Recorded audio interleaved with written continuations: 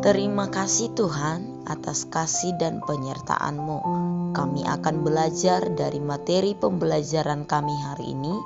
Berikan kami kebijaksanaan dan roh pengertian, agar kami memahami setiap materi kami dari awal hingga akhir. Tuhan yang memberkati. Dalam nama Tuhan Yesus kami telah berdoa. Amin.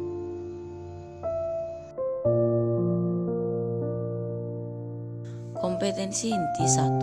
Menghargai dan menghayati ajaran agama yang dianutnya. 2. Menghargai dan menghayati perilaku jujur, disiplin, tanggung jawab, peduli, santun, percaya diri, dan alam dalam jangkauan pergaulan dan keberadaannya.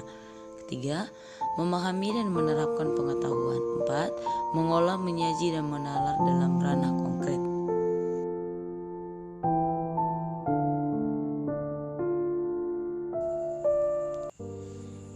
Kompetensi dasar: menghayati karya Allah dalam pertumbuhan gereja sebagai umatnya di dunia yang bergumul untuk menjadi saksinya yang setia. Bersikap menghargai karya Allah dalam pertumbuhan gereja sebagai umatnya di dunia yang bergumul untuk menjadi saksinya yang setia. Indikator menyebutkan 2 jenis kewarganegaraan yang dimiliki oleh setiap orang Kristen. Menjelaskan arti warga kerajaan surga dan ciri-cirinya.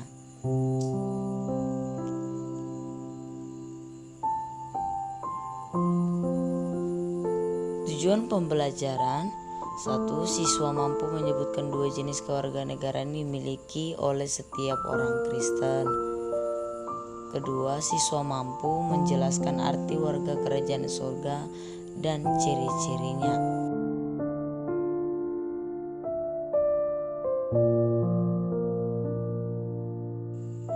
Materi pembelajaran kita hari ini yaitu gereja yang bergumul di tengah dunia. Nah, untuk membahas tersebut, kita akan belajar mengenai kewarganegaraan atau dengan kerajaan surga. Jika ditanya, kamu adalah warga negara Indonesia. Nah, tetapi ketika kamu adalah seorang orang Kristen, kamu harus tahu bahwa kamu adalah memiliki kewarganegaraan lain, yaitu kerajaan surga. Untuk mengetahui kerajaan surga, mari kita perhatikan video berikut ini.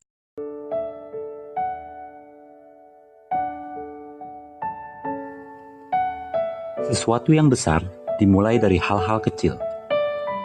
Jangan abaikan sesuatu yang kecil, sekecil apapun, sebab dari sanalah hal-hal besar akan lahir dan tercipta. Kita perlu bersyukur dan mulai menghargai apa yang kecil yang sedang ada di dalam genggaman tangan kita saat ini. Pelayanan yang kecil akan menjadi besar dan berdampak jika kita setia dan memelihara benih itu. Bila kita mau melihat pelayanan, karir, dan bisnis menjadi besar, maka kita perlu mengubah sikap hati kita tentang sesuatu yang kecil atau yang sedikit itu. Tuhan memberikan pertumbuhan kepada gerejanya sebagai cara menyatakan kerajaan surga di bumi ini. Dia akan membuat apa yang awalnya nampak begitu kecil dan tidak berarti sama sekali menjadi begitu besar dan megah.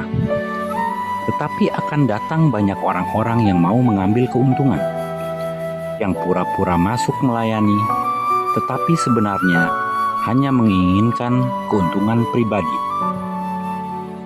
Kerajaan surga dinyatakan melalui pekerjaan Tuhan di dalam gerejanya. Gereja bertanggung jawab untuk menyatakan cara hidup yang sesuai dengan tuntutan Tuhan di dalam kerajaannya.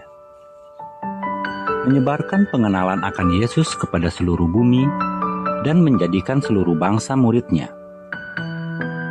Ketika gereja semakin besar pengaruhnya, maka burung-burung akan bersarang pada cabang-cabangnya. Utusan si jahat akan datang dan mengacaukan gereja. Semakin besar, semakin tidak tersaring siapa yang ada di dalam gereja. dan kedatangan iblis tidak terdeteksi. Semakin besar, semakin berat tantangan yang harus dihadapi. Tetapi gereja harus bertumbuh. Menjadi besar itu sulit, tetapi gereja harus bertumbuh besar dan semakin berpengaruh. Kita semua harus siap sedia ketika Tuhan mengizinkan gerejanya bertambah besar. Siap sedia menghadapi tantangan yang semakin berat. Mungkin tantangan itu berupa godaan menyelewengkan uang, perpecahan dan perkelahian dari dalam, atau ajaran palsu. Mungkin juga kelesuan spiritual di dalam diri jemaat suatu gereja. Kiranya kita terus bertahan di dalam segala tantangan ini dan menjadi orang-orang Kristen yang mempunyai tanggung jawab untuk terus mengembangkan pekerjaan Tuhan. Hakikat dari kerajaan surga adalah kerendahan hati. Kita perlu melibatkan Tuhan dalam pertumbuhan iman kita dan meminta campur tangan Tuhan agar iman dan gereja yang kita usahakan bertumbuh itu dapat bertambah besar sesuai ukuran yang dikehendaki Tuhan dan dapat bertahan dalam segala tantangan yang dapat menghambat kekudusan kita sebagai orang Kristen, gereja, dan anak-anak kerajaan surga. Menjadi warga kerajaan adalah merupakan suatu keistimewaan dan sebuah kehormatan. Namun hanya Tuhan yang mengetahui siapa-siapa yang akan menjadi umat kepunyaannya dan masuk ke dalam kerajaan surga. Tidak ada yang lain yang dapat mengetahui hal tersebut.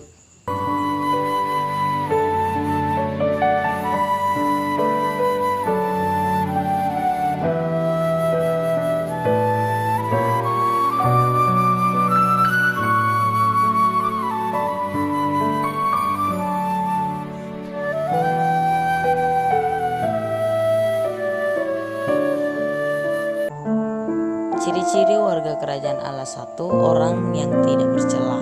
Orang yang tidak bercela berarti ia melakukan apa yang adil dan juga ia mengatakan kebenaran dengan segenap hati. Yang berikutnya itu adalah berbuat baik bagi sesamanya. Artinya tidak menyebarkan fitnah dengan lidahnya, tidak berbuat jahat terhadap temannya, bahkan tidak menimpakan cela kepada tetangganya atau sesamanya. Sedangkan yang berikutnya itu adalah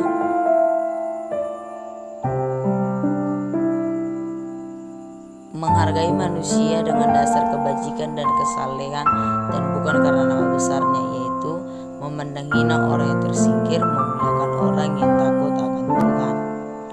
Nah, dari ciri-ciri tersebut yang menjadi kesimpulan adalah setiap orang yang memiliki ciri warga kerajaan Allah maka tidak akan goyah untuk selama-lamanya, karena apa yang dapat digoncangkan akan tergoncang, tapi yang tidak dapat digoncangkan adalah hanya kerajaan Allah. Maka sebagai warga kerajaan Allah, marilah kita mengerjakan keselamatan dengan takut dan gentar hanya kepada Allah sendiri.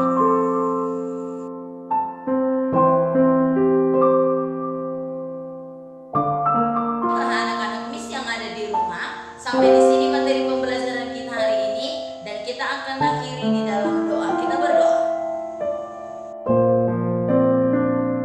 Terima kasih Tuhan buat materi pembelajaran yang telah kami terima hari ini. Biarlah kami mengerti dan memahami setiap pembelajaran kami. Ajari kami untuk lebih mengerti lagi. Di dalam nama Tuhan Yesus Kristus kami telah berdoa. Amin.